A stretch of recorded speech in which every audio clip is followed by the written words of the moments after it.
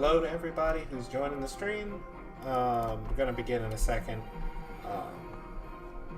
Just discussing, what's in the title. We'll go over. I went to see A Quiet Place yesterday. I'm going to give a spoiler-free review of that. We're going to talk Age of Calamity DLC. A lot of stuff that's been leaked from Nintendo or reported on Nintendo for E3. And the Switch Pro, all the news, Zelda news, what we expect to see at E3, whole big discussion, and maybe at the end I'll show some actual Pangea progress. That's about it.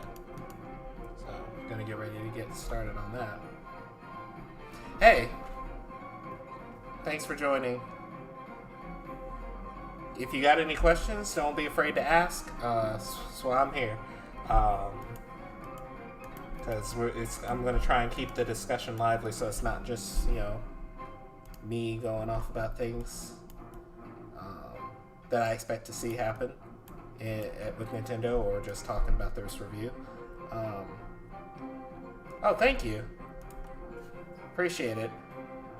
I definitely am going to try and show Pangea stuff at the end of the stream, so you want to stick around to the end, because there's been like a month and a half, a little bit more, with no updates. But we have been working on it. Like, there's been a lot of development builds and stuff like that. So yeah, after I go over all this other stuff, I want to get to that. So I really appreciate you supporting the game, and hopefully you'll support the stream, because I'm trying to do some new stuff. Where I go over my thoughts on stuff in the entertainment industry. Really just movies and games.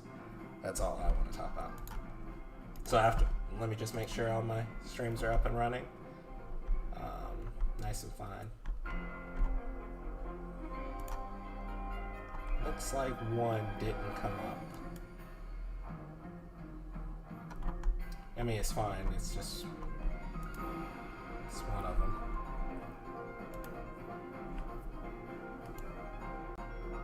Yep, one of them didn't come up, and I guess that's fine.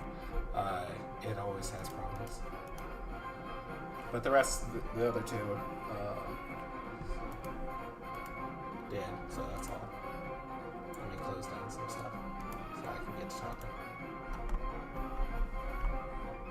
Alright. Yes, I will do gameplay at the end, because there is a new build on the development side that I will show. But yeah, I'll just go over what's gone on with me for the last couple of weeks. I have a new job, which I very much love, actually adore having, because it's a great job.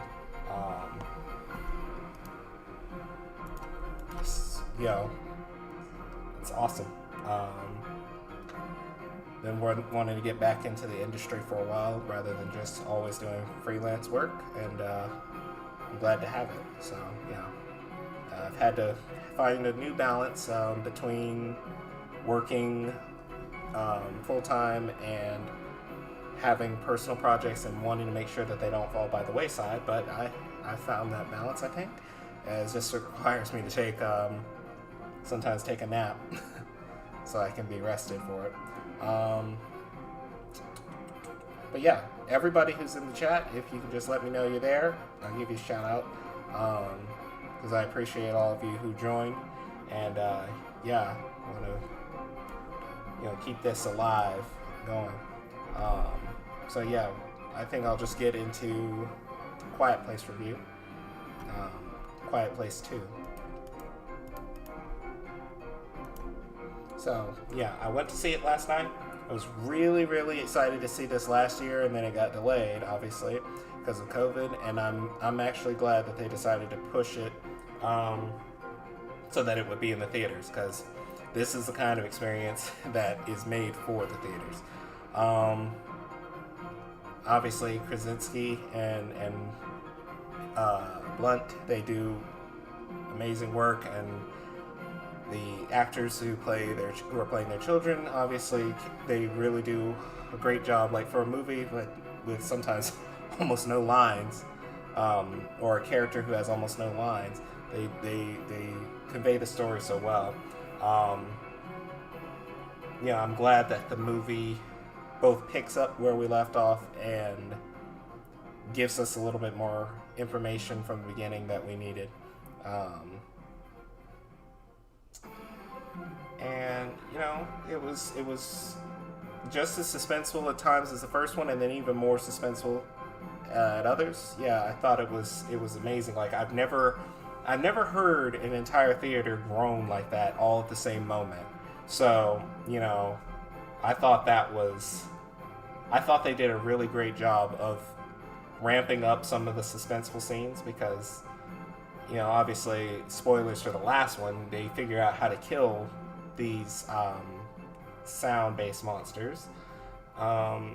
So you kind of have to wonder how are they going to deal with that now. There were quite a few times in the movie where I was like, oh god, please no. And they really made this sequel so much more intense than the original. It wasn't one of those sequels where you think, oh, this got played out really fast. Hey, P King, how you been? I've been good. I've just been working and stuff. Said earlier, I got a new job and having to strike a new balance between working on personal projects and working full time. But I'm loving it. Thank you for asking. I really appreciate it. But to the end of to conclude my remarks on A Quiet Place 2, this is a movie just like the last one. I think everybody should see. If you have not seen it, you need to go see it. It really is an experience made for the theaters. I think it is the kind of thing that you want to go see with someone else too. Maybe get yourself something to eat or drink in the theater so you have a reason to look away from the screen. But seriously, it is an insanely enjoyable experience. Intense and suspenseful.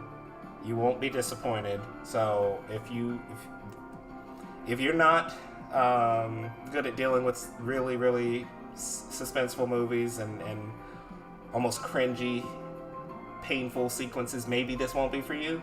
But other than that, I think you should treat yourself to watching this movie. It was great, and I would recommend it to basically anybody, except for the very, very faint of heart. But really, it's a great movie, and you should support it because this movie was pushed back over a year, and I think it was worth pushing it back a year just so we could have this experience. But yeah, those are my thoughts on A Quiet Place 2. There's a lot more I want to talk about. Some brand new news broke out this week. I think we're going to switch over to that topic now. But some news broke out this week about Nintendo Switch. Yep. That there is a Switch Pro basically from Bloomberg. A Switch Pro was not a leak. This was a report from the same person who reported that there was a Switch Lite coming long before anybody else did, and the dimensions and the specs and all that of the Switch Lite. So essentially, I want to actually pull up the tweet so that I'm reading it from the source. But this is supposed to replace the main model of the Nintendo Switch. It's supposed to be the new base. While the other one is kind of, put out of, I don't want to say put out of commission, but it's essentially replacing the last one. So yeah, this is the Switch Pro that's been rumored for so long by so many people that Nintendo was looking for a mid-generation upgrade, and it looks like we're about to get it, and according to some reports, we're going to get it before E3.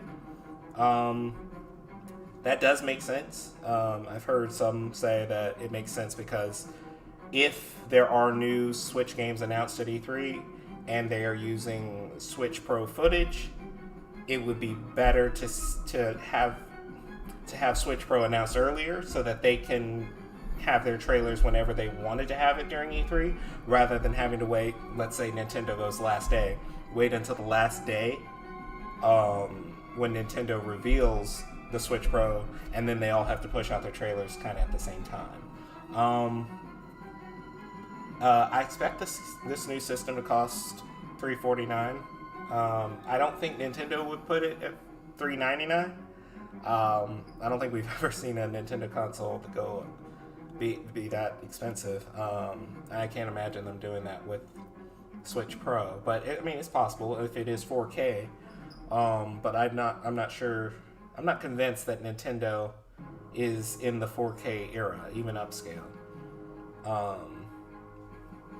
Yeah, I think some people kind of got their hopes up a little about 4K, and then if the Switch Pro is announced and it's like 2K, it's 1440p or something, they're going to be like, well, I thought we were getting 4K 60 FPS. Well, it's still a Nintendo console, so maybe we can get, if you want 4K 20 FPS, okay, but I'd say 2K solid 30, or 2K even maybe push to 60 for some games. That'd be pro enough for me. But yeah, I do think that is what we're going to see in the next few days. E3 is 2 weeks away, and we've seen a lot of Nintendo news coming out. Sorry, I couldn't find the tweet. I didn't want to continue searching throughout the whole stream just to find the one tweet. But it's a reporter from Bloomberg who has previously reported on this stuff before, and then you have the leakers in the Nintendo community trying. I don't know if I wouldn't say they're jumping on the bandwagon, because some of them do have really good track records, but they've all kind of jumped on and confirmed that report is true from what they've heard. So, I think this is one of the few times we've had Switch Pro news where it actually is credible. That's why I'm talking about it. I don't really care to talk that much about leaks that aren't really substantiated. My uncle works at Nintendo kind of leaks. Not really my thing. But another news, Age of Calamity.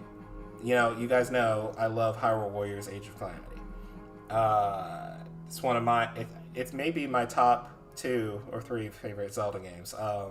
I wanted to let it, be out for some time before I decided where it ranks for me. But, Skyward Sword's my favorite, and Breath of the Wild has been somewhere floating around second favorite. Hyrule Warriors Age of Calamity may have dethroned Breath of the Wild to me because I enjoyed it that much. But its pre-order DLC bonus came out. And I gotta say, I wasn't thinking ancient armor stuff. What I was thinking is the pre-order bonus would be something pretty mundane, like something that was already in the game but wasn't a skin for Link, like the hollow version of Link, the malice covered version. I was assuming that would be what we would get. So when the pre-order bonus came out and it was ancient armor, I was like, And then I took a look at it, I was like, this ancient armor actually does look cooler than the one in Breath of the Wild. I know some people disagree but I always thought that ancient armor Link in Breath of the Wild looked like a building. And like he was literally just a walking building. He didn't look like warrior ready. This new outfit does look a lot better, I'd say. In fact, I can pull that up. But yeah, I think that the new DLC, the stuff that comes out with the DLC is like, I think this DLC is going to be worth it. Like, obviously with the first Hyrule Warriors, we had loads of DLC. So I'm just going to bring this up real quick. We had loads of DLC, and with this one only having 2 announced, some people were kind of like, wait, no, that's no good. So yeah, this is the new ancient armor with the ancient short sword. So I think that this one looks better for a few reasons. If you look at his shoulder pads, they look more like warrior ready. The armor isn't as obstructive. It looks like he could move around freely in it. And obviously his eyes aren't covered, which I guess we always had to assume that the little blue sphere or circle in the middle was how we could see before, but this one just looks more practical. But it is actually listed as ancient prototype armor. So obviously this kind of ties in with what we know about Robbie from Breath of the Wild, that he was trying to create Sheikah weapons to combat Guardians and stuff like that after Link was put in the Shrine of Resurrection. So at this point, all that stuff would have been in a prototype stage, and maybe Robbie just never got the chance to use it at that time. But yeah, I like it. I was really expecting something else, even though we didn't get that. I think that this is I think it's kind of telling of where the DLC pack is going, because let's I'm gonna take a look at it. Wave 1 for DLC of Hyrule Warriors Age of Calamity is called Pulse of the Ancients. It says expanded roster, new weapon types, new challenges in the Ancient Royal Lab, newly added challenging enemies. Now, I remember there was a more detailed explanation of the DLC pass. I don't want to spend too much time looking for it if it's not readily available. But yeah, I think the expanded roster now was like, oh, it's going to be one character, which I think is really weird. Like, I think it's very weird. Like, there are 4 characters in the game that have all their files, like, you know, set up to, not to play as, but to, you know, to communicate with and stuff like that. There's Suga, there's Aster, spoilers, Purah, and Robbie. Now, I don't know who the new character is. If it's just going to be one, I actually couldn't pin it between Purah and Robbie as to who the new character would be. But some people have kind of gone out there with their predictions of you know, actual characters from Hyrule Warriors, and I don't buy it, because this isn't Zelda but a Warriors game. It's Breath of the Wild but a Warriors game. So the only people I would expect to see in a Breath of the Wild Warriors game would be people from the Breath of the Wild universe. I'm not exactly sure what either of these titles means. So we'll just dive into it real quick. Pulse of the Ancients is Wave 1. It's available late June, according to Zelda Muso page over on Twitter. They said late in June is when it will come out. Some people think that the Pulse of the Ancients is a kind of a tie to the Breath of the Wild 2 trailer, where you hear a heartbeat throughout the trailer. I'm not so sure. I mean, it's not crazy, but we would have to get Breath of the Wild 2 information by E3. And I mean a lot. And then there's Guardian of Remembrance for Wave 2, which comes out sometime in November. I don't know exactly when. So, I don't know if they would do a DLC based on a game that hasn't come out yet. The Pulse is the part that would, you know, signify it's about Ganondorf in the second Breath of the Wild game. But the Ancients makes me think ancient armor, ancient this and that, ancient sword, or whatever. So it makes me think Sheikah tech. So I'm not exactly sure. As for the new weapon types, you know, I would assume that the new weapon types would mostly apply to the new character. But again, why one character, and how many weapon types does this character have? Like, for Wave 1 to only include one character, there's going to have to be a lot more added. Now, I do believe that the challenges in the Royal Lab will have to do with this one character, which is why I think the character is either Purah or Robbie. Maybe they could hybridize a character out of Purah and Robbie, like they both operate a Guardian mech together. You know what? Maybe that's exactly what will happen. That's not exactly too crazy of an idea. Neither of them are fighters. So it kind of makes sense if both of them fought together using some kind of Guardian mech. So maybe that's it. Maybe that's exactly what we'll see. The newly added challenging enemies, I think, is going to be gold enemies. Because once you get past level 70, or challenges in the 70 range, the game really isn't that hard anymore. Once you have full powered weapons, the game is definitely not hard anymore. The only thing that's challenging is trying to keep your hearts above at maximum when you're Link and you're using the Master Sword. So obviously, I think adding gold enemies would continue to make the game challenging after a certain point, because even with Blood Moons, a level 60 mission is nothing. A level 75 mission really isn't much. So you kind of have to fight Malice Guardians and Malice Lionels with a bunch of Lizafults around for it to be really challenging. I think the most challenging mission in the game is the Fiercest of Foes. Which, yeah, that's just murder. But, yeah, I hope they add the gold enemies, because there was a certain point where I reached and I was like, this isn't that difficult anymore, and it kind of needs to be. But what I think about Guardian of Remembrance, I feel like that's going to be more centered around Terrico. I don't know why we would get more story on him. I feel like we got a lot of information on him. But just because Zelda had all those repressed memories, and then it is a little guardian and all that stuff, I think that's what it's going to be about. It says new character vignettes and new stages, which I'm thrilled to see. I don't know where else they could make a stage. I think Gapunga Village would make a good one near Sahasra Slope. But I'm not sure where else they could, that they haven't already done it, where would be a good place for a stage. I mean, Gerudo Canyon is kind of narrow. Maybe they could make that work. The Gerudo stage only goes up unto Gerudo Town. It doesn't go behind it at all. Or, off to the right where I think Arbiter's Grounds and stuff is. But I don't know where else they could add stuff that they haven't already.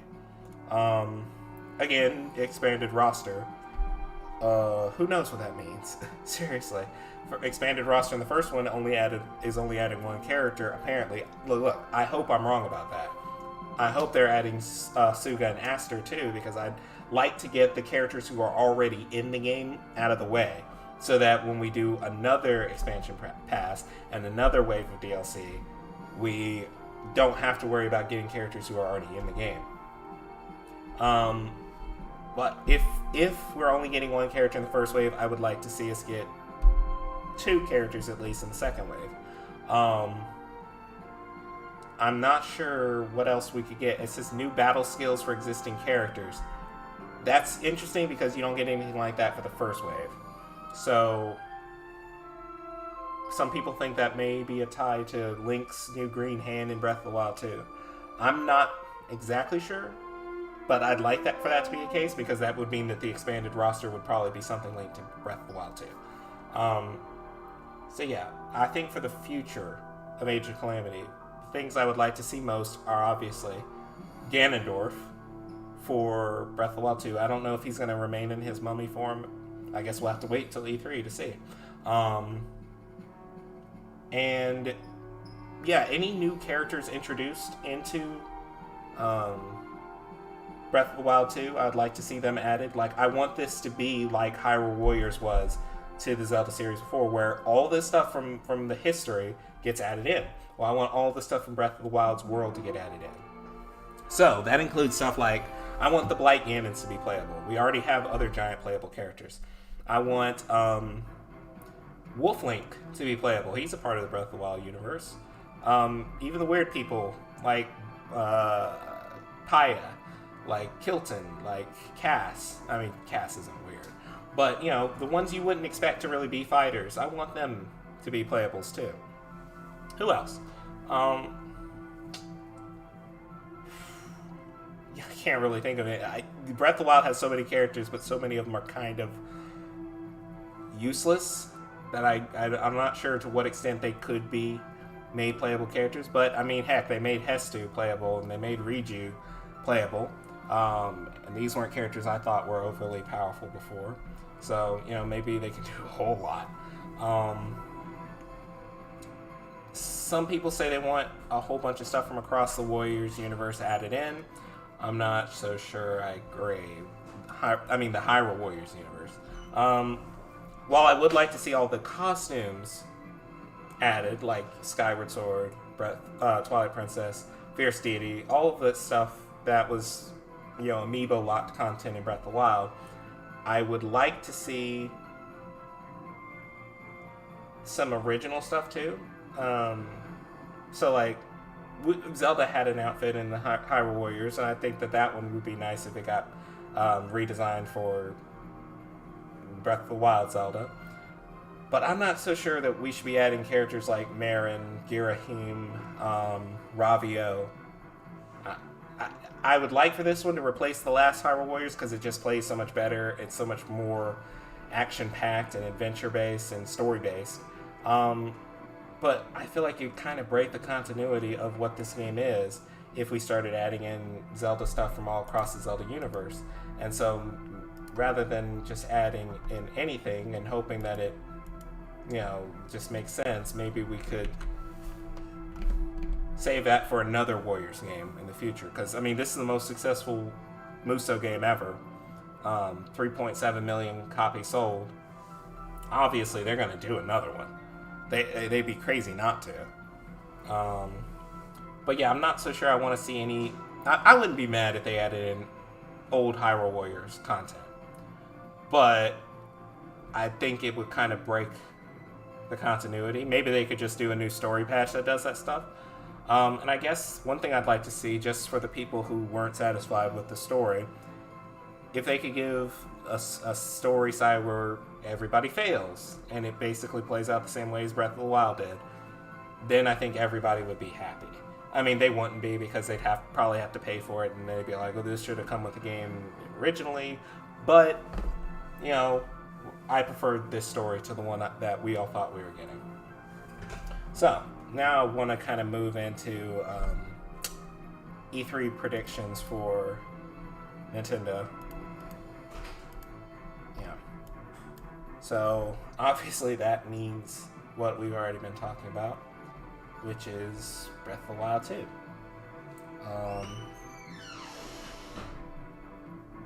But yeah, first before I go over Breath of the Wild 2, I want to go over what I would like to be shown that's not Breath of the Wild 2. So, I am not a Metroid fan, I'm not a Bayonetta fan, but I have been watching how Metroid and Bayonetta fans have kind of been kicked to the side, while us Zelda fans kind of just say we want everything we want right now, and all the other franchises, forget about them. Of course I want Breath of the Wild 2 information, but I also want all the other fans of Nintendo franchises to get something, not just Mario and Zelda fans. So it'd be nice if those two games could get some kind of update. I know they're probably not ready compared to where Breath of the Wild 2 is, but if they had some kind of update, I think that would be, that'd be awesome for those fans. As far as Super Smash Brothers, I honestly never have had a good prediction on who was joining Smash. So if I would just say who I'd like to join Smash, obviously it'd be like Goku or Shadow the Hedgehog, because I don't really have anybody else that I'd like to see in Smash, but there has been a lot of requests for Sora. I'm sort of a semi-Kingdom Hearts fan. I played them when I was younger and haven't played them since. But yeah, I think that'd be cool to see Sora in Smash Bros. But I just don't know if they'll actually do it. Because now that they've added Sephiroth, there's probably going to be demand for a different kind of character. There'll be complaints about another sword user, even if it's just a Keyblade. So for Zelda news, for Zelda expectations that aren't Breath of the Wild, I think we're obviously going to get like a big Skyward Sword trailer, Skyward Sword HD trailer. They did not go over like many new features in Skyward Sword, but something people forgot is they didn't go over new features for Wind Waker HD or Twilight Princess HD until like a month before those games came out. They were announced 5 months before they came out, and it was about a month before those games came out that we got some good information on them. Skyward Sword HD is a month and a half away from coming out. By the time E3 rolls around, it will be basically a month. So they've been giving us crazy amounts of Skyward Sword information. So, I mean, they've been posting all the characters, and I'm happy to say Bruce got 50,000 likes on Twitter, which is awesome, because people love Bruce. But I think for Skyward Sword HD, all the people who've been complaining about no new content, these are people who didn't like Skyward Sword in the first place. They thought that Nintendo was ashamed of Skyward Sword, and that Nintendo would never bother to sell the game for full price. Well, they are selling it for full price. And now that they see that Nintendo's not backing down, because obviously the game is selling like crazy. Every now and again, it's like at the top of the Amazon bestseller list. Every time that there's a new issue that people have with it, it goes up in sales. I think some people they were just waiting for something to complain about with this game, because they haven't liked it for the last 10 years. And so now that it's in HD, it's 60 frames per second, it's got no motion controls if you don't want them. You can just use the right analog stick on a Switch controller or whatever. They're kind of looking for new reasons to be bothered with this game. So they're just saying no new content. They forget that there was no new content announced for these other HD Zelda games until right before they came out. And some people said it didn't look that HD. Well, first off, Skyward Sword was a high-fidelity Zelda game, especially for its time.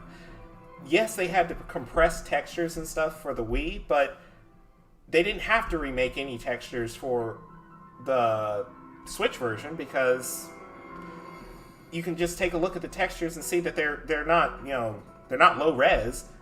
Some people were expecting with an HD remake that somehow Skyward Sword's art style would be changed. It's on the same console as Twilight Princess, but it has a different art style. They're not going to change the art style just because you like Twilight Princess's art style better. So some people were saying it's not HD because they didn't change the textures. The textures weren't really low res in the first one. They were compressed. And now that they don't have to compress them, they don't really have to do much else. And it's also very difficult to tell just from a trailer if they updated the textures. Like, maybe the textures are double in resolution. I mean, but I don't know if they need to be, because some people emulate the game at 1080p, 60 FPS, and it looks mostly like what we see in the trailer. But if that's the case, the game is HD. They don't have to remake everything to make it HD like they did with Ocarina of Time or Twilight Princess. The game is higher fidelity than either of those games. So, yeah, I think with Skyward Sword, a lot of people were already looking for reasons to complain. And by the time this game comes out, I hope it shuts down all of those. Now, there was the Amiibo controversy that came up with Skyward Sword about a week ago. And I'll be honest with you, I don't care about Amiibo. Like, I don't have any. I have Amiibo cards, but I don't care about Amiibo.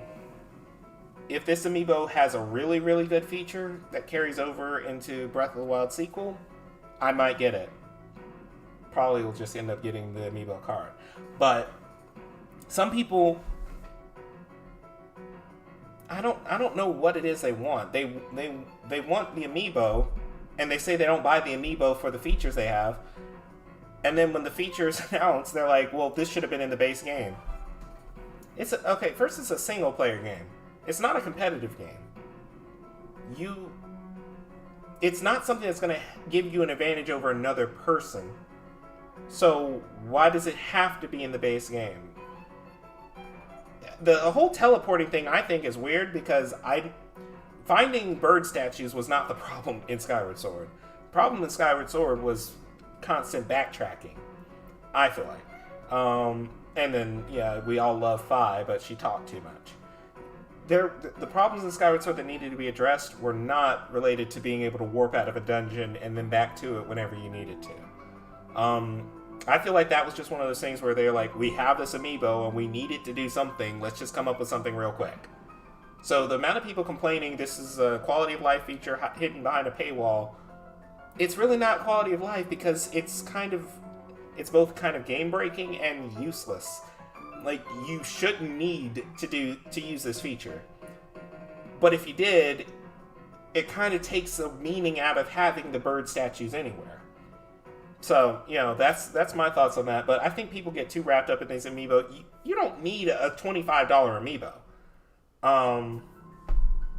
But some people have surmised that the amiibo is more expensive because it's going to have dual functionality with Breath of the Wild 2, kind of like the Wolf Link amiibo did for the first Breath of the Wild. While I think that is likely, very likely, that it will have a huge impact in something you do in Breath of the Wild 2, I would have assumed that Nintendo would have come up with a better strategy than that, because Twilight Princess HD did not sell that well. So trying to link Wolf Link in Breath of the Wild to Twilight Princess HD, I don't know if that made it sell better, but it still didn't sell well. It was 1.1 million copies. Like, for a game that originally sold 8 million, almost 9 million, that wasn't good for an HD remake or HD remaster to only sell 1 million. And some people blame that on the Wii U, but some games sold better than that on the Wii U. So that's not a good enough excuse. But yeah, I feel like Nintendo would have been smarter than that, than to just put the feature behind an amiibo. I feel like they could do what they did with Age of Calamity, where if you have Breath of the Wild save data on your Switch, you get a bonus weapon. It's not a good one, but you get something. I feel like they should do the same thing with Breath of the Wild 2. If you have Skyward Sword save data on your Switch, here's a Loftwing in Breath of the Wild 2. And some people are like, I'd be okay with it if it was locked behind an amiibo or Skyward Sword save data, as long as I can get a regular Loftwing if I work hard enough in the game. And it's like, no, that's not how that works. You don't get a motorcycle in Breath of the Wild when you don't buy the Champions Ballad DLC. If you want a motorcycle that bad, spend the $20 and get the expansion pass. If not, ride a horse. You don't get a default wolf as a companion in Breath of the Wild if you don't have the Wolfling amiibo. You either have the Wolfling amiibo and you get him, or you get nothing. You shouldn't get a Loftwing when you didn't spend money on Skyward Sword HD. There's plenty of ways to get up into the air in Breath of the Wild. You can use updrafts, you can climb, you can use Rivali's Gale, and there's a whole village of bird people called the Rito. You can fly on them. So, use those guys. If you really want to get up into the sky, there's a whole village of bird people you've befriended. Ask them. But if you want to ride up into the sky in style, you're going to need to spend the money for Skyward Sword HD and get yourself a Loftwing. So that's my thoughts. Some people, they think that all downloadable content should just be cosmetic. That the feature should already be in the base game, but all downloadable content should be cosmetic. That's only true in really competitive games. In a single-player game, there's nothing wrong with you having to spend $20 to get content that's not necessary for you to complete the game. Even if the content is super cool and you feel like you would want to see it in the base game, they're not obligated to give that to you, and it's not wrong for them to charge you for stuff that you don't need in the game. The game works without it. It was designed without that stuff. So, I would love for there to be a Skyward Sword connection to Breath of the Wild 2, and I think that we are going to see it. I don't think it was a coincidence that the castle starts rising at the end of the trailer. I don't think that was a coincidence at all. But I also don't think it's a coincidence that Skyward Sword HD is probably going to be the last Zelda game to come out before this. Before Breath of the Wild 2. I think it was Samus Hunter on Twitter said that Skyward Sword was chosen to be the game to come out before Breath of the Wild 2 because there were some really important lore features that needed to be established before Breath of the Wild 2 comes out that they would want people to be able to call back to and say, oh, that's why they wanted us to play Skyward Sword. So I think there will be a connection. I don't think they would release Skyward Sword HD before Breath of the Wild 2 and then not have it tie in any way. I think it's kind of just expected, but we'll see what happens. Yeah. But I feel like with Skyward Sword HD, a lot of people need to calm down. They have no clue what has been changed in the game so far. I mean, 1080p, 60 FPS, and revised controls is a big deal already. But because we haven't had a new dungeon announced, new costumes, new new, faster, sped up features or whatever. Because that stuff hasn't been announced, people are kind of like, there's no changes. You have not played the game. Like, what if they fix the boss rush mode so you can use whatever sword you had at the time? That'd be awesome. That's a big feature that I felt like should have been in the original game, and I hoped would be in an HD remaster. We'll see if they put it in, but you have no idea what they've changed so far. So complaining that they haven't changed anything when they haven't showed enough for you to know if they've changed anything. I mean, the game's going to get 2 more trailers before it comes out. The one that comes out that shows the differences from the last version, that's probably going to be at E3. And then the launch trailer, which is going to be the hypest trailer you've ever seen, just like with Wind Waker HD, just like with Twilight Princess HD. Those launch trailers were hype. Like, seriously. So I'm expecting Skyward Sword to get a trailer like that. I think with Twilight Princess HD, it was new music too. I think they created a brand new song or something just for that trailer, because it was on another level. I'm still surprised that Twilight Princess HD did not sell that well. But it looks like I mean, we obviously don't have the full numbers. If we make estimations based on its sales position on Amazon, extrapolate that to GameStop, Target, Walmart, we have no idea about Nintendo eShop data. I'd say Skyward Sword HD has probably already sold more than 1.5 million pre-orders. And by the time it comes out, it'll probably be over 3 million. And a month after it comes out, it'll probably have sold more than it did in its original release. So if I were to make a prediction on Skyward Sword HD's sales by the end of the year, this is, with respect to whether or not Breath of the Wild 2 comes out this year, I'd say Skyward Sword HD will have sold 4 million copies, making the total sales for Skyward Sword almost 8 million, which would be great for it. But yeah, I think it'll have sold at least 4 million copies by the end of the year, and some people will be really happy that they got the game.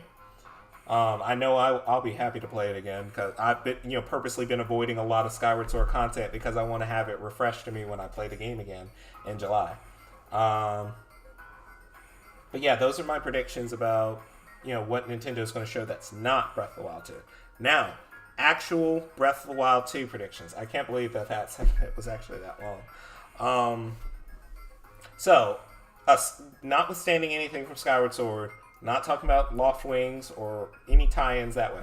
I'm going to talk about features in the game, and new story elements, and obviously Ganondorf. So what do I think is going to happen with Breath of the Wild 2? I think that what we saw in that first trailer is very early in the game. I think maybe that what we saw in that first trailer is the equivalent of the Great Plateau in Breath of the Wild. I think that is very early, and that essentially nothing has happened. Maybe we have 30 minutes of quest content before that, and then we go down, or maybe longer than that. But then we go down into whatever cave or cavern that this is in. And that's when all this stuff goes down. So I love that we have all this new seem to have all this new customization with Link wearing, in fact, let me move myself over so that you can see that. Link wearing, basically the Hylian tunic, gear over his champion's tunic, and then Zelda having completely new everything. So yeah, let me just move myself back over. I don't like being in the middle of the screen. But yeah, some people say her short hair means that she's playable, and other people said, well, she has long hair in Age of Calamity and she's playable. What they need to understand, Age of Calamity is a different game physically from Breath of the Wild. Age of Calamity is a little lower fidelity on details. They can get away with certain stuff in Age of Calamity that in Breath of the Wild may cause wonky physics or hair to get stuck or just stuff like that. Like in Age of Calamity, you can't climb. You can't ragdoll in Age of Calamity. So there's certain things that they may be able to get away with in that they can't get away with in Breath of the Wild 2. I do think that the shorter hair is intended for some kind of optimization purposes for Zelda as an adventurer, because obviously, why make such a significant change like that? And some people say, yeah, well, it's cultural. Cutting hair is a sign of change in Japan for a young woman. Okay. But I feel like they did this for a different reason. I think they did it because it will make her adventuring seem a little more reasonable. Like she's more prepared for it this time. Obviously, she's decked out with more gear than she was in the last game. Whenever she would go exploring with Link. So, yeah, I think that playable Zelda is a possibility. I don't know, but certainly Adventurer Zelda is going to happen. I don't think they had her presented in this way just so that she could be captured and be a damsel in distress for the whole game. Some other predictions, I think that essentially... I said this wasn't going to be tied into Skyward Sword, but it kind of is. I think that Breath of the Wild 2 is going to have parallels to Skyward Sword. Maybe not direct links, but very strong parallels. Obviously, you have the Spirit of the Hero. You have Goddess Hylia through Zelda. You have Demise incarnation through Ganondorf. But I think that there's going to be two more elements that show up in some form, and I think one of them is maybe that this hand... I don't think the hand is Fi, but I think the hand will be similar to the role Fi played. And I think that... I don't think Aster in Age of Calamity was a one-off. That he's not going to show up again. I think it's very possible that they gave us a voiced villain in a Zelda game because they wanted to keep him. And Aster is referable to Girahim in a lot of ways. But number one thing, he's trying to resurrect his master. So I think we're going to see a lot of parallels. Like, Ganondorf's hair may not be on fire, but what if it's burning with malice? Then he's referable to Demise. Zelda's got... She said her power waned over 100 years. Okay. But depending on how long it's been since then, I'm sure she's still got some control over her power. So she will play the same role as Skyward Sword Zelda did. This Link is a boss for sure, so I feel like he would absolutely obliterate Ganondorf if they clash early in the game. I don't think Ganondorf has been sealed for over 10,000 years and that he's going to immediately snap to at peak physical strength. I think the first thing he's going to do is take off, run away, and try to do something to increase his power. Because this Link should be in peak physical condition. It's the end of Breath of the Wild. People are saying he won't have the Champion's abilities because the Champions faded away, but the Champions gave their abilities to Link. So I feel like those abilities are not... They're not tied to the Champion's existence anymore. I think they're tied to him. So I think he still has Daruk's Protection, Rivali's Yell, Abrosa's Fury, and Mipha's Grace, but they're his now. Nice.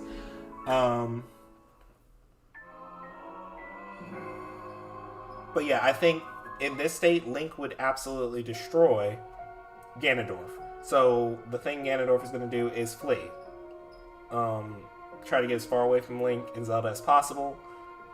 And maybe that he uses whatever this situation is with Link's hand, because it looks like Link is in pain when this happens. He's using that as his chance to escape, because it's pretty obvious at some point Link and Zelda do get separated in that trailer. And I guarantee you he would rather have to deal with Zelda when he's trying to escape than Link. Some other things I expect to happen.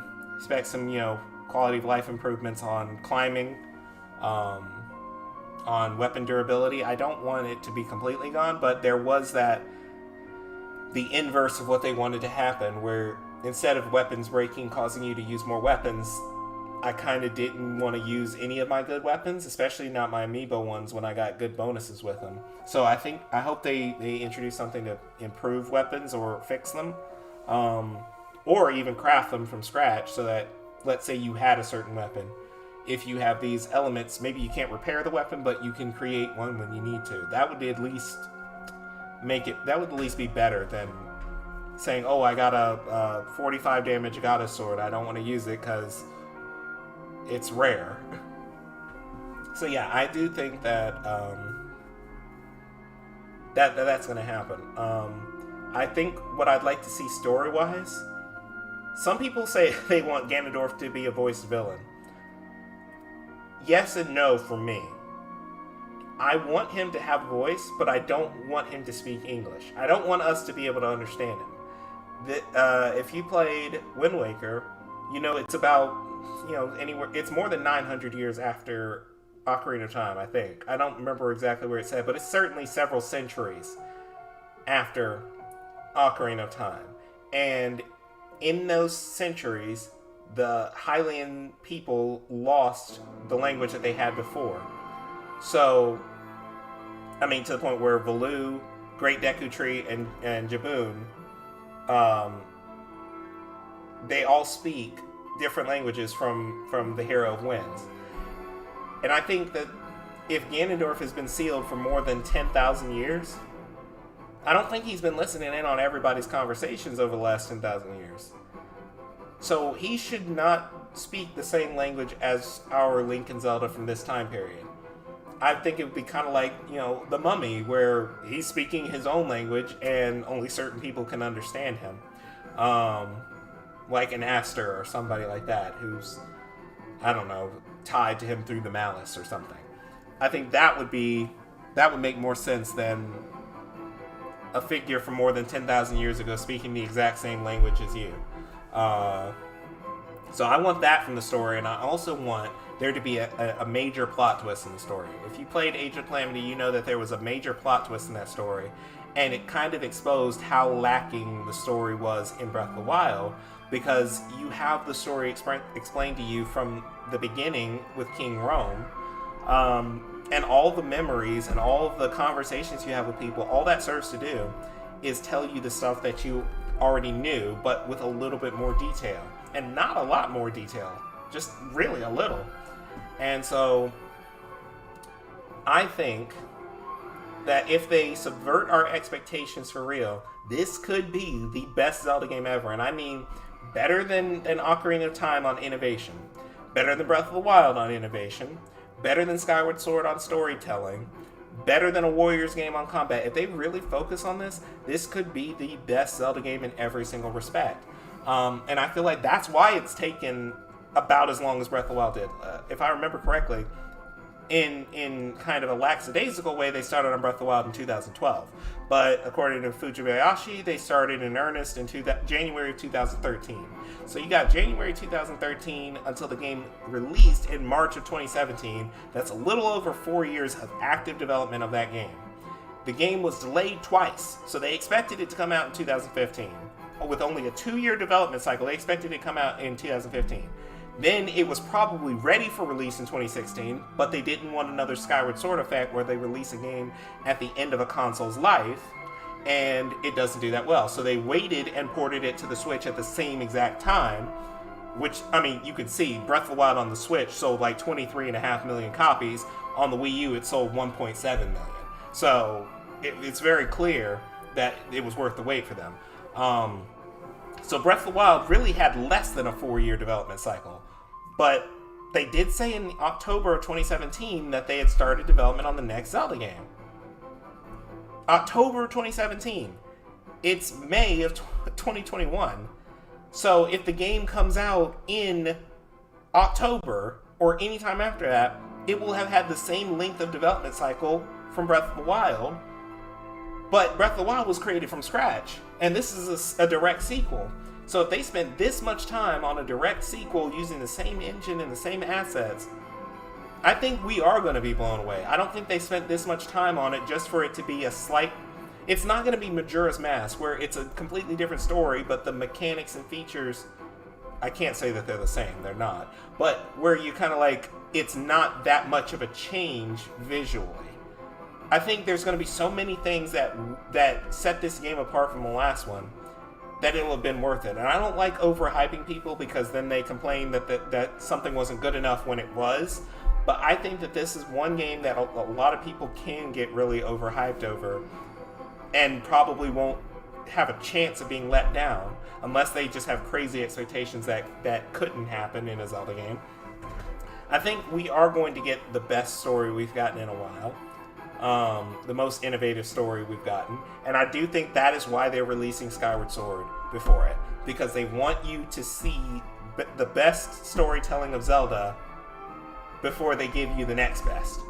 The newest best storytelling. And I think they received the complaints about Breath of the Wild story being lacking, and that they're going to try their best to improve on that stuff. Why wouldn't they? They already made a game with a great physics engine and great puzzles and just breaking all the other conventions. Why wouldn't they take time now to fix the flaws that game had? So I think that's what we're gonna see. So yeah, those are my theories and expectations about Nintendo's E3, and what we're going to see from Skyward Sword and from Breath of the Wild 2. I tell you what I would like to see, though, for Smash. I'd like to see, once Breath of the Wild 2 comes out, the new costumes for Link, Zelda, and Ganondorf. Since they're all in this game, I'd like to see new costumes for Link, Zelda, and Ganondorf based on their Breath of the Wild 2 iterations. Link obviously has his Champion's Tunic, but if he could have the updated Champion's Tunic, I think that'd be cool. Ganondorf with his longer hair, and obviously he'll have a change in his appearance, but even if he had like skins referable to his new design, that is something I wanted to talk about, though. So give me a second. Ganondorf's appearance in Breath of the Wild 2. So I want to use a shot from the actual trailer rather than fan art, because I'll tell you, I don't like Breath of the Wild 2's fan art so far, because rehydrated Ganondorf, good or bad, doesn't look like the Ganondorf we've seen before.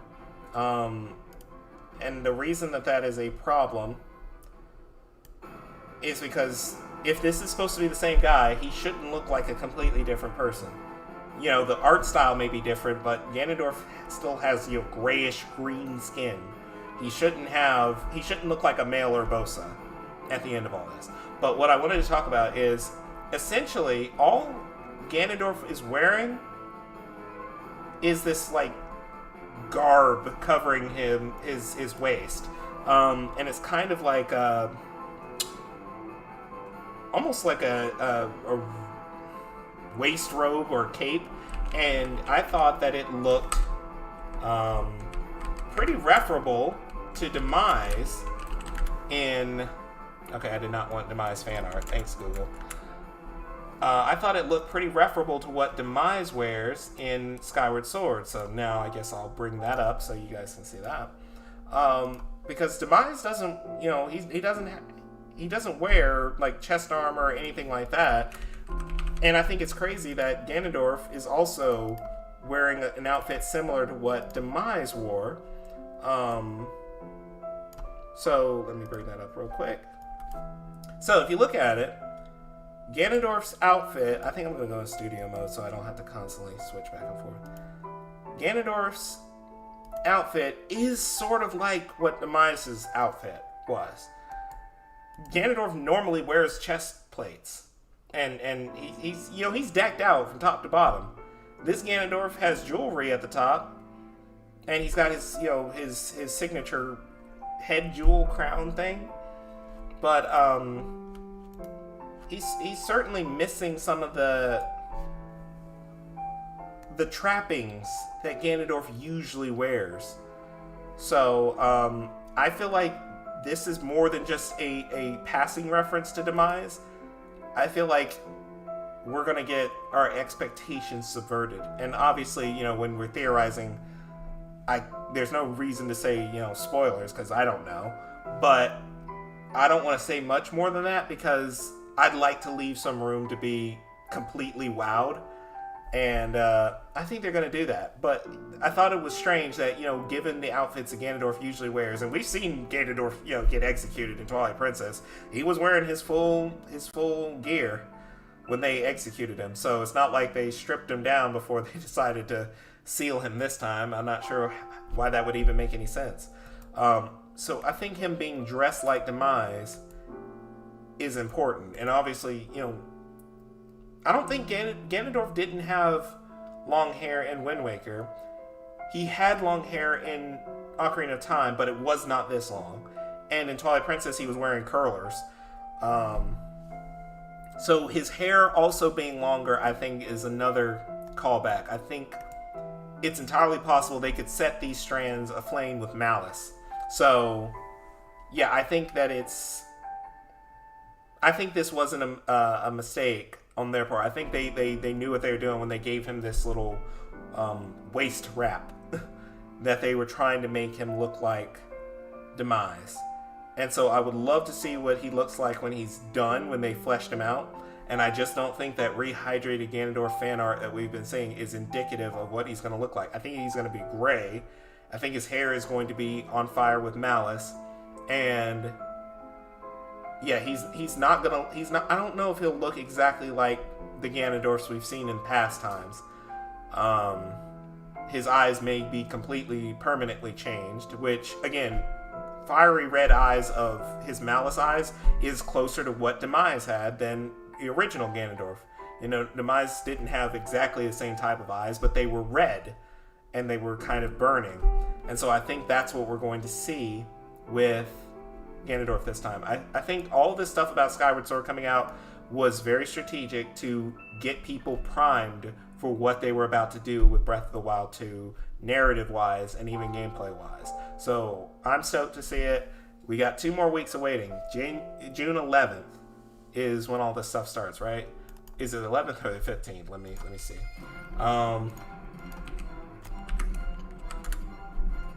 Okay, June 12th through the 15th. So we may start seeing cool stuff starting that Friday. I don't think we're going to get any Breath of the Wild 2 information before E3. But I think we get Switch Pro and some more Skyward Sword information before then.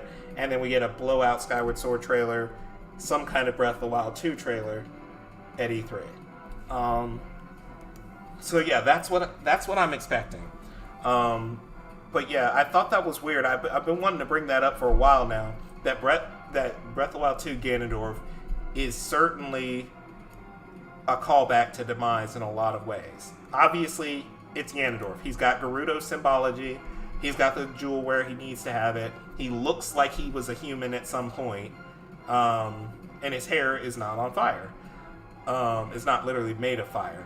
He does look more like Ganondorf than Demise, but I think that they did this part on purpose. So, yeah, that's what I'm saying is going to happen. What else do I have listed to talk about? Alright. Yeah, but those are all my Zelda theories on what I expect to see. So now I want to cover, as a game developer, I want to cover some game development news. Unreal Engine 5 is out. I'm sure a lot of y'all seen that, heard of that. Unreal Engine 5, so we got some new features that were advertised last year of Nanite, which allows for millions upon millions of polygons, billions of polygons, without a strike to performance in your game engine. Lumen, the new global dynamic lighting solution, is astounding. I've seen so many things about that. I'm not really a lighting artist, but I've gotten more into it over the last year and a half than I have any other time. And so seeing that, it is amazing. I will talk about the bugs I've seen are stuff like I can't adjust shadow quality. I don't know if that was just on my end or maybe I need to update something, but I would try to adjust the shadow cascade information. Nothing happened. Only thing that worked was I could turn the shadows off. So Unreal Engine 5 is in an early state, but it's awesome to finally see it, and I'm excited to start making new projects in it. I think the little demo that came with it, a lot of y'all saw Valley of the Ancients and stuff like that. I think that is going to be people's new default, because I did read that Epic said you can use it whatever way you like. I think, why would you use the mannequin anymore? You've got Echo. I mean, she's got a great character controller. she's high fidelity, and if she comes with animations, why wouldn't you use any of that stuff? So I think that Echo is going to be like the new mannequin, the new default for people starting projects. Obviously, if she uses the same epic naming conventions for skeletons, then you're just going to be able to port over all your animations that you had on the mannequin. So, yeah, I think it's going to be real sick to see what people come up with. And honestly, I'm ready to start making some new projects in Unreal 5. But yeah, so yeah, maybe I'll showcase some of that stuff on another stream, another day. Unreal Engine 5 stuff. But right now, I just wanted to talk about the new stuff. So a little bit more media information before I get into the Pangea Survival stuff, which is my game, if you didn't know. I wanted to talk a little bit about Camp Cretaceous Season 3, as I watched it again. And I gotta say, it really is the best season of all the three. Like, some people, they won't watch the show because they'll think, oh, well, it's made for kids or whatever. It is made for kids. They don't want it to be more as mature as the movies. But it still keeps a level of maturity throughout every episode that keeps you invested and keeps you from having to suspend belief.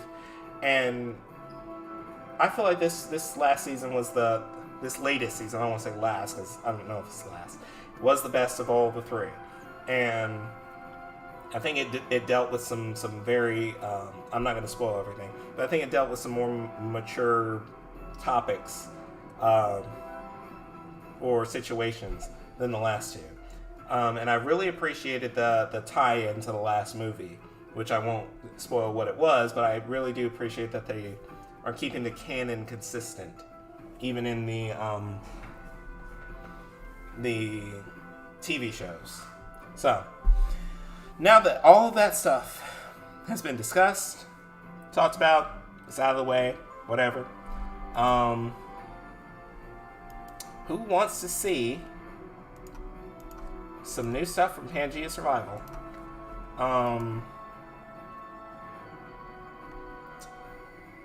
I guess I'll keep it on the stream, and if I want to, I'll cut that part out and post it on the YouTube channel for Pangea. But I got it open. I thought I did. I'll just go where I have it saved.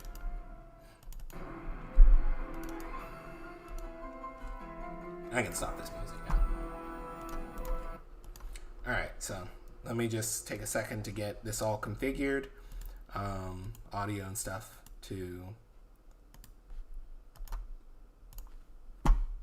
so the game people can see on that.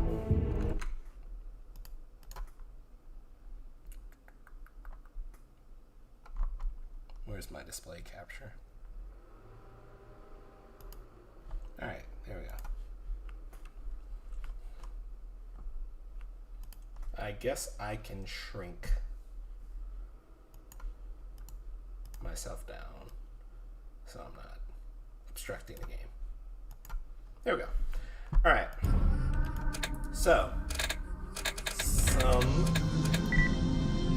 new things. I already forgot off the top of my head what they were. So, y'all have to forgive me. With this new Pangea stuff, it's been over a month and a half since I last streamed, and since I pushed a public update, so I've kind of forgotten what's not in the game that you guys are playing. So, I have 1, 2, 3, 4, 5, 6, 7, 8. 8 new formations to show you, or new parts of formations to show you. So I'm going to try and go through it kind of quickly. This is a development build, so I'm able to change some features on the fly that aren't available. But I'm just going to go through this stuff. So I got the game running better. It's more optimized. There's obviously a new human controller, which I haven't shown you guys, and I can't show you in this build because humans spawn in a completely different area from dinosaurs. And it'll take a while to get to where the dinosaurs are. So I'm going to show you the new Cloverly formation. Or rather, it's not Cloverly, but it's near Cloverly. In essence, is where Utahs will spawn in now. Let me make sure I don't have a whole bunch of stuff running that will slow this down, because I want this to run its best. It'll probably run slower just because I'm streaming, but I want to make sure I'm not slowing it down more than I need to. So yeah, that's it. And really, if you guys have any questions about Pangea or the state, okay, seriously, the state of Pangea, then I'll be happy to answer. Okay, so where the heck am I? So right up there, we got a Gastonia. New dinosaur from this patch that hasn't been made public yet.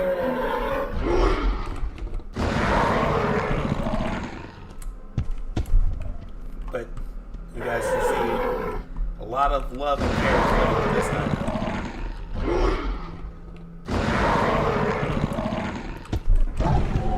Woo, he almost got me.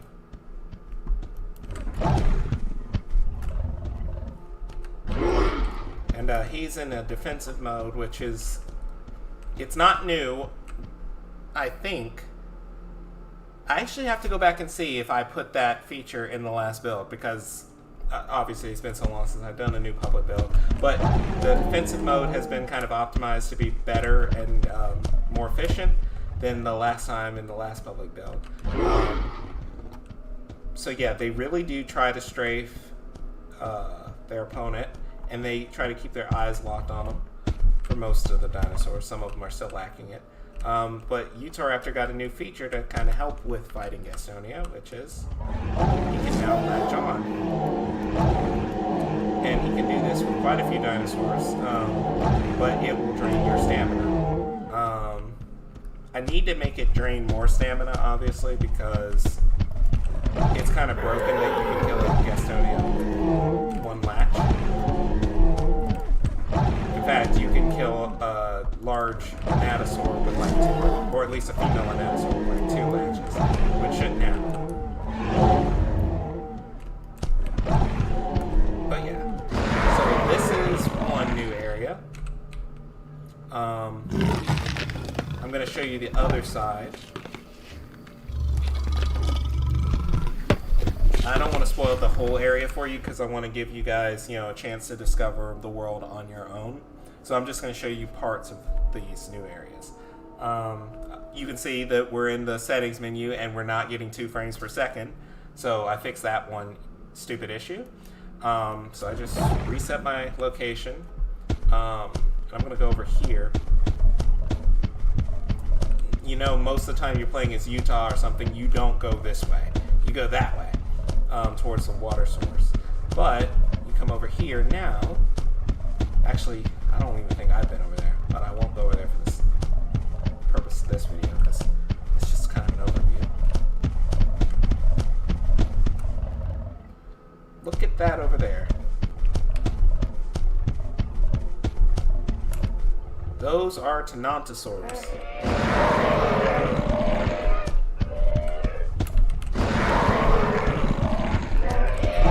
Fighters. Now, they don't have their tail attacks done yet, but by the time you guys play the game, they should play this updated version. But they're still a force to be reckoned with. Like they bite, they're trouble. So you kind of want to keep your distance from them. Once they get their tail attacks, you really will. I did update. Let's go down this way. Because there's dozens of new species since you guys last played. I updated the Iguanodon so that here they're not Iguanodon, they're Iguanocolossus. So I'm just gonna, I think I'm out of stam. Let's refill some.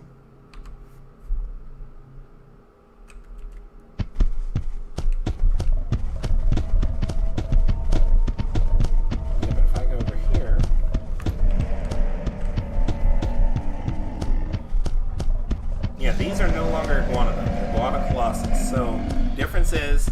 Colossus is about a ton heavier, and they don't run away from Acrocanthosaurs. They fight back. They're not as powerful as Acros, but obviously they are a force to be reckoned with, especially if you're in Utah. I say you might want to think twice before you fight them, and then I get here and they don't fight me until I get too close. But yeah, they're heavier and slower, but they're more powerful, obviously. And they're stupid because they're fighting each other for no reason. But yeah, so that's the update for this region. Kind of have to bring up my list because I forget how many regions there are. Okay, so there's New Hell Creek.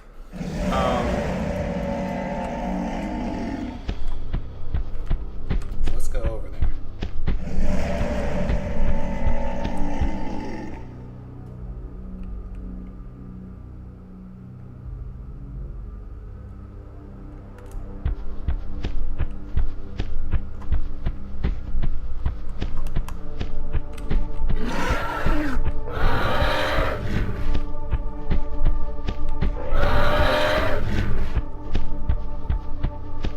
Volume for this game is already set to be really low, so yes, I apologize if you can't hear it.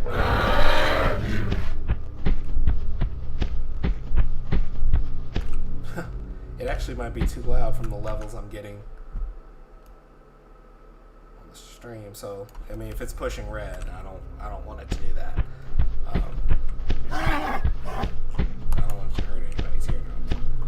But yeah, there's some new dinosaurs in New Hell Creek.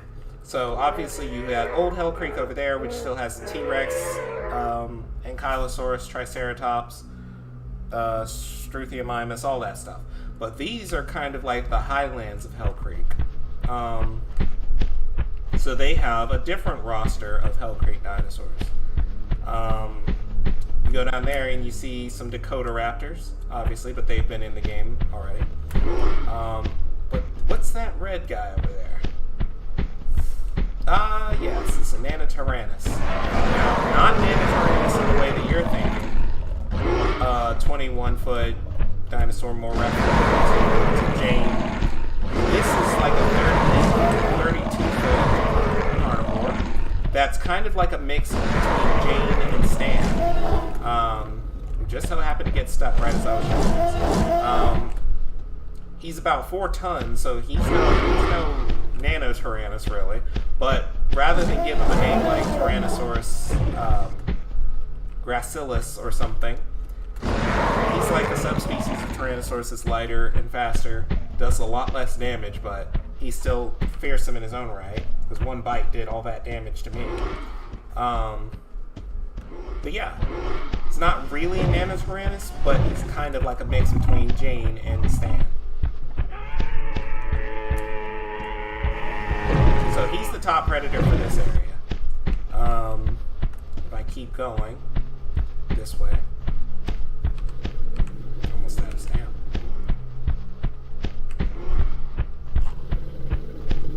Over there, we have Taurosaurus. So they're about 2 tons lighter than Triceratops. I brought a nano with me. So they do a little bit less damage, but they're definitely stronger than the nanos. For some reason, it likes to attack the air.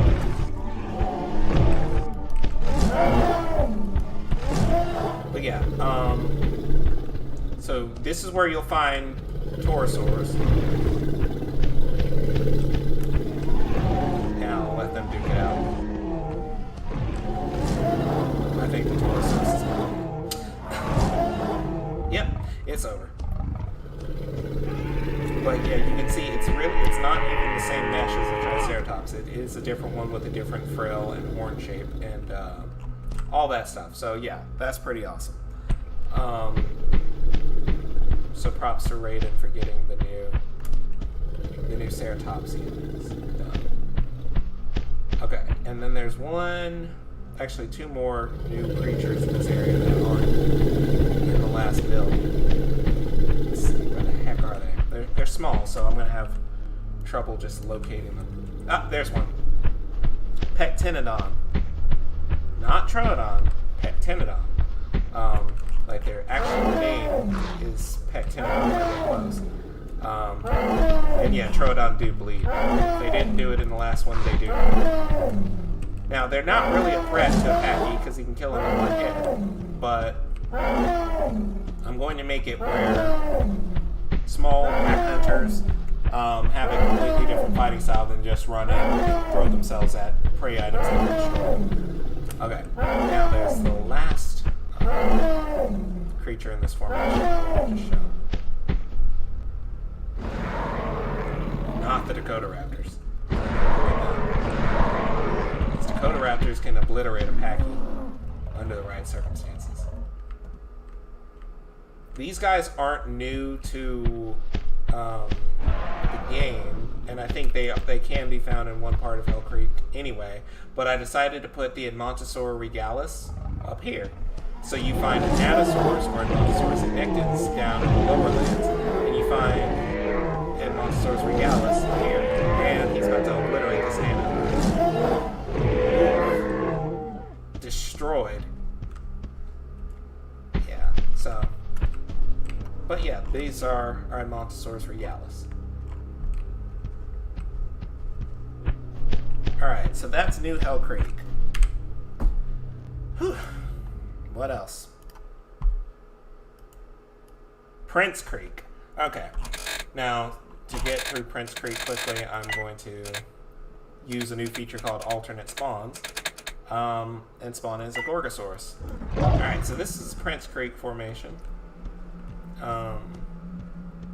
It's, I think, the only place in the game right now that could snow. It actually says it's snowing right now, so the weather is transitioning from very clear to starting to snow. So those are the new weather features. And now you can see the actual snow.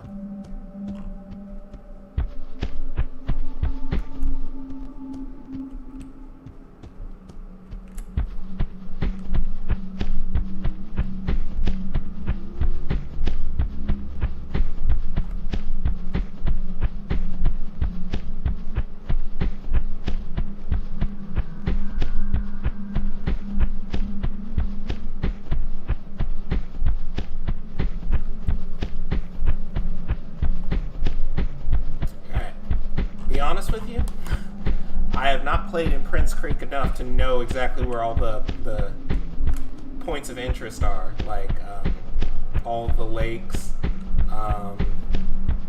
where all the herbivores spawn. So yeah, this place is kind of spooky in the middle of a snowstorm because you don't exactly know who's watching you. Especially when you're playing with friends. You don't know where one of your pals is, or if they're trying to stalk you or something. But yeah, this is I think the only snow biome in the game. Okay, so we got some Troodon here. These are actually Troodon, not Pectinodon. Okay, the reason he didn't die from those bites is because of locational damage. I bit him on his tail, which is effectively nothing. So now, I got him. Let me see if I can pick him up. Oh boy. That's a new feature that still needs to be... I mean, it's not new. I think it is in y'all's version of the build. But it still requires more work, being able to pick up things. But I did certainly optimize it from the last one. Just obviously not enough. Because I can't pick this guy up. Alright.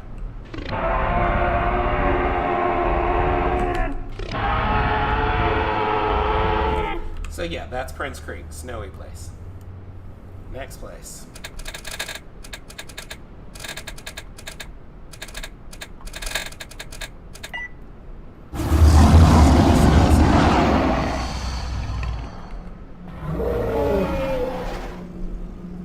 This is Trossingen. And these guys are called Lily and Sternus. If I get close enough to one, hopefully, well, I was going to say hopefully I could see its name. But no. I think, oh, there it is. Its name's all the way up there. Yeah, Lily and Sternus. Lilies are kind of busted right now because they don't really fight back the way they're supposed to. But yeah, they're a new addition to the game. They actually have their own morphs. You know, I could showcase these areas better if I use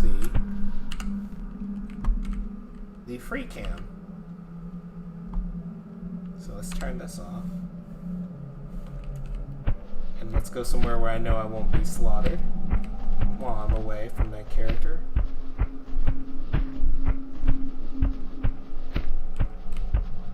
Because I want you guys to see a little bit more than what I'm showcasing.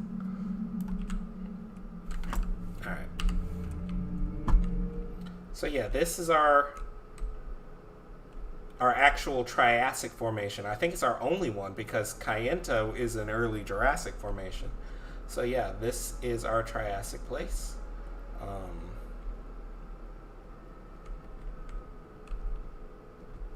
Definitely had to spend some time trying to make it look both desert-based and a little bit subtropical, or a little bit more tropical. Crazy thing is, it's really hot here, but it borders Prince Creek, so it's a very hot formation that borders a very cold one. But yeah, here's a close-up on Lily and Sternus. Alright, well, that was good. While I held. Yeah, I think it's a female Lily because she doesn't have blue crest.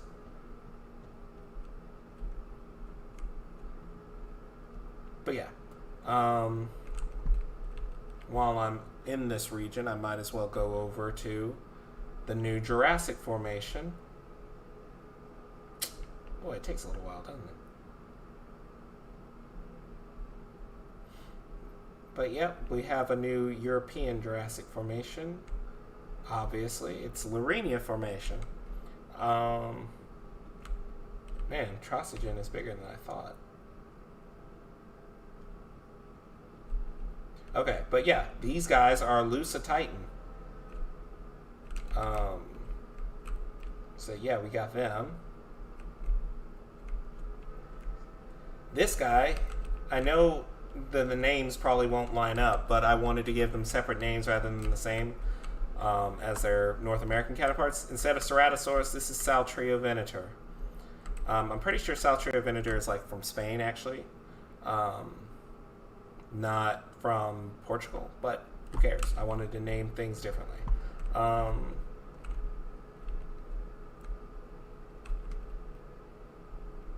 See if I can find... an Allosaurus europaeus, or in this game, just europaeus. Different crest shape. Actually, that reminds me to put one on the list that I forgot. So that I make sure you guys can see that. There's one more carnivore, but they're pretty rare, so I'm not sure exactly where to look. I think it may be near the coast. Probably better. Yep, here's one. Instead of Taurosaurus gurnii, we have it called Wyhin Venator.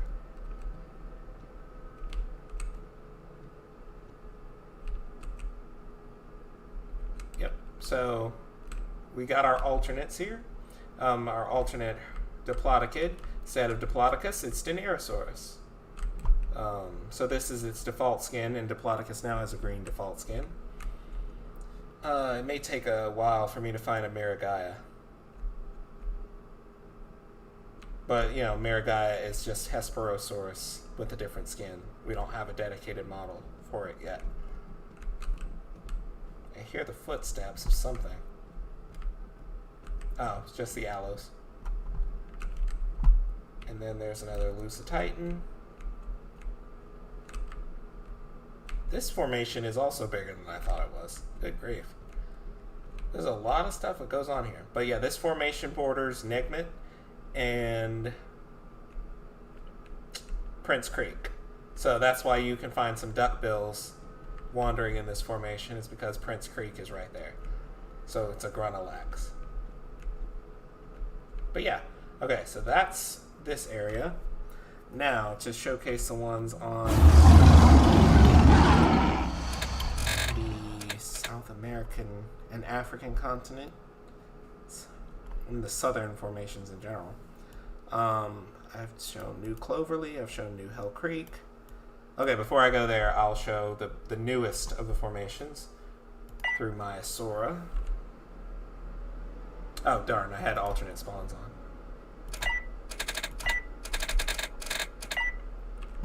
Alright, so this is still Dinosaur Provincial Park, but it's the Elkhorn Range of Dinosaur Provincial Park.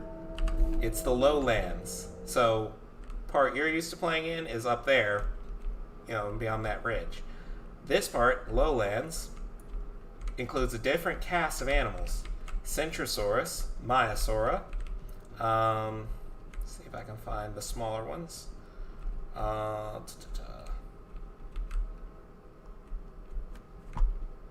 Should be right around here. Struthiomimus, which you can find these guys in Hell Creek too. The littlest guys are actually really hard to find, but there are Stegosaurus here. Small Pachycephalosaurids. You just gotta know where to look for them, because they are really small.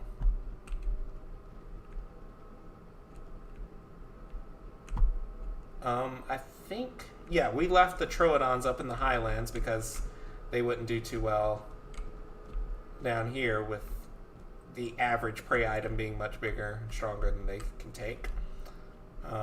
And also, we don't have the new model in yet, but here we got working Daspletosaurus code and AI units. Basically just using the same stuff as the Nanotyrannus in Hell Creek, but it will be ported and will change to the new Daspletosaurus model. But yeah, Daspletosaurus will be the top predator for this formation. And yeah, so this will be the newest addition to the North American formation ranges. Alright. I bet I was getting such bad performance because I was already loaded in near AI. Alright, so it was basically loading in much more than it normally does. Alright, so now we're going to go to... We're going to play as Mapusaurus. In fact, I'll actually play here. This is Huincul. It will say Candeleros, and when you spawn in as Giganotosaurus, it'll say Huincul, but that's only because the actual borders of this formation, I put the spawn points pretty close to the borders. But yeah, this is essentially Huincul with Patio Titans and Saltosaurs, and if I look diligently enough, you'll find some Scorpiovenitor and an Oxalia. I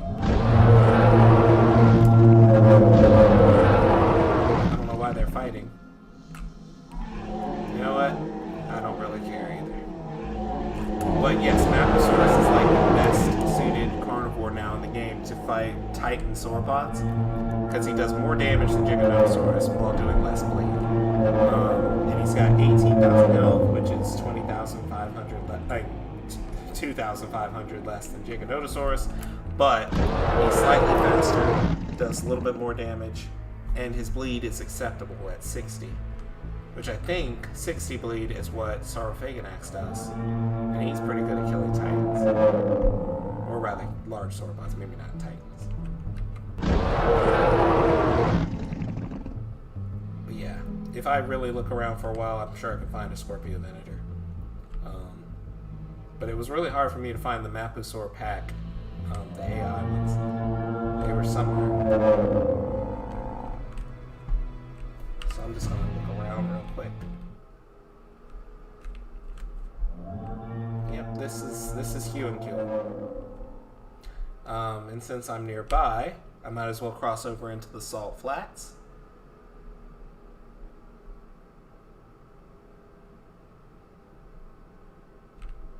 So you can see what this was inspired by. And we got actual Diplodocus who roam around here. I need to bring the units closer together so it looks like they're in an actual herd.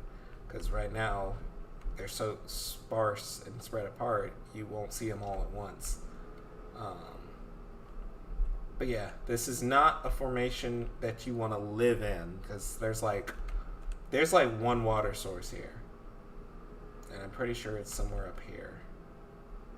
Yep, there it is, at the entrance. Right there. There's one water source. There's not even one at the other entrance down there. So, yeah, this borders the Utah part of the Morrison Formation. That looks like Moab, Utah.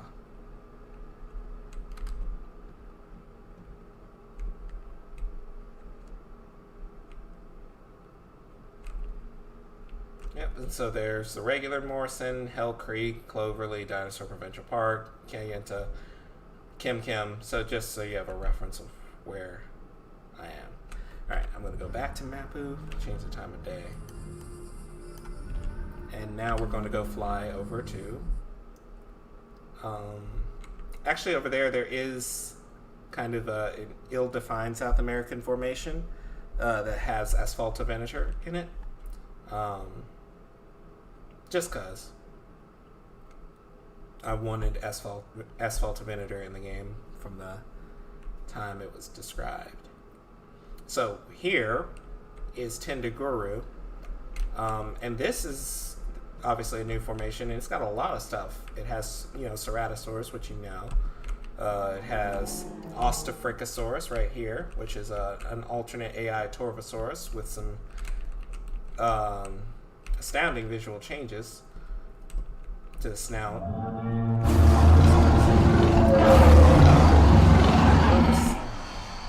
That was either... Okay, these are Giraffatitan, which if you look closely, they have a different crest shape than Brachiosaurus. Now that sound, I knew it, was from Laphosaurus. These guys are stand-ins for Kentrosaurus. Oh, these two Laphosaurs are fighting. I don't know why they're not facing each other. I think the Kentrosaurus is, well, she was coming over here to settle the fight, but they killed each other. But yeah, these are Elaphrosaurus. And they have different face shapes and everything, so pretty awesome. They used Dilophosaurus as the base. Now, it might be difficult to find everything else here, so I may not be able to do it. But there is Desaltosaurus, which is like a Dryosaur, but for this area. There is Tendagurensis, which is a more robust Allosaur for this area. Some more Elaphrosaurus that are still fighting. I thought I made all the AI social in their own species for right now, but I guess not.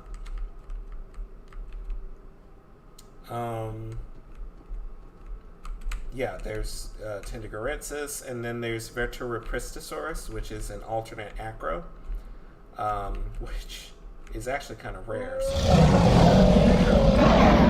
So here we have an Ostafricosaurus attacking Kentro. I really hope we can get a new Kentro model soon, so we don't have to use a Hespero. Yeah, some kind of intense fight. The Kentro is just sitting there taking that Stegosaur needs to be updated.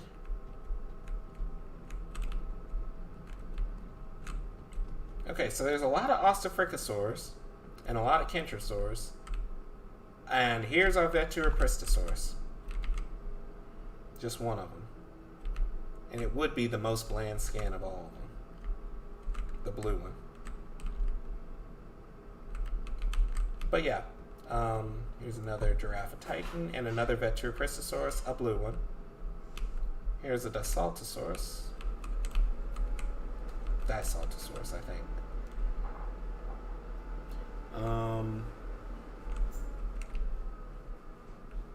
So yeah, that's one more new formation.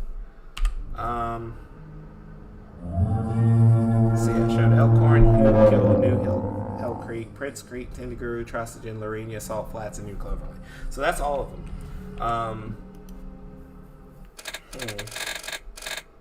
I know this isn't a new formation, but I did want to show you the new dinosaur in this existing formation, which is kind of an obvious one. This is Australia and Antarctica that I'm on right now. And there was obviously a dinosaur missing from here that should have been included, but we didn't have any model or morphs for it, so it took some time. But here it is, Muttaburrasaura, with the actual inflatable nose thingy.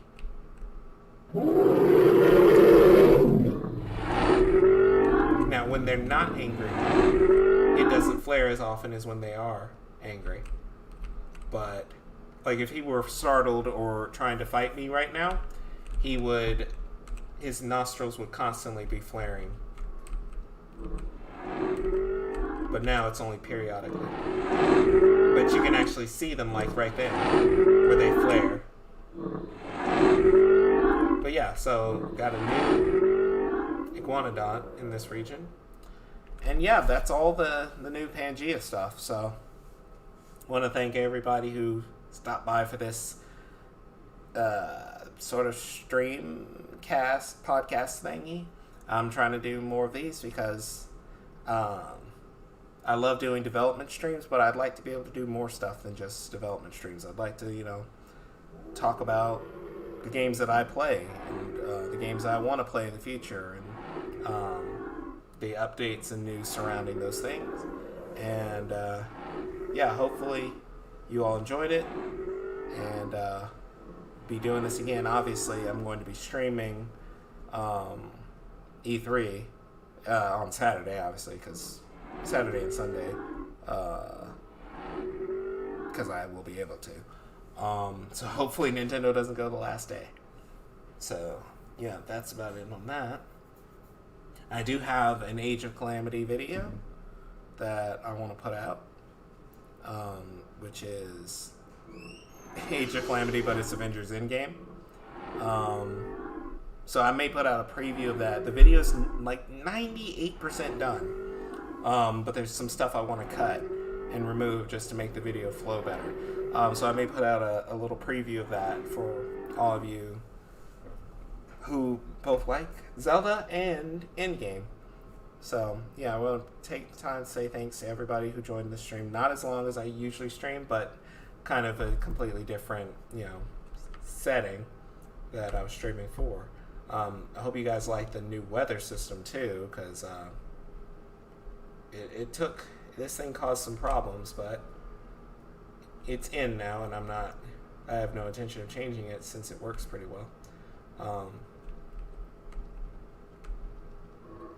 But yeah, I hope you guys enjoy the new patch when it comes out. We did a lot of development tests on this stuff, and now that I'm working full time, it's not going to be. I won't be able to do as many tests for this stuff. But we got a lot of the big stuff out of the way for the last month and a half, and now it's just a few little things left. Like I want to add in Daspletosaurus. I want to add in the new Carcharodontosaurus model that some of y'all saw in the Discord. Before the patch comes out, and so this will be kind of an E3 time to patch. That should be about the time that it comes out. So yeah, thanks for everybody who joined. Hope you join the next one, because hopefully there'll be more stuff to talk about on next Saturday. Definitely will be some new Nintendo news to go over, just probably not as much because this was a whole amassed collection of thoughts on the Nintendo front. So yeah, I'm going to end the stream now. Thanks for everybody who joined. I'm going to put timestamps in the description. Hopefully I'll be able to do chapters so that people can go to the point that they want to go to. But yeah, thanks everybody. See you for the next stream. Hopefully next weekend.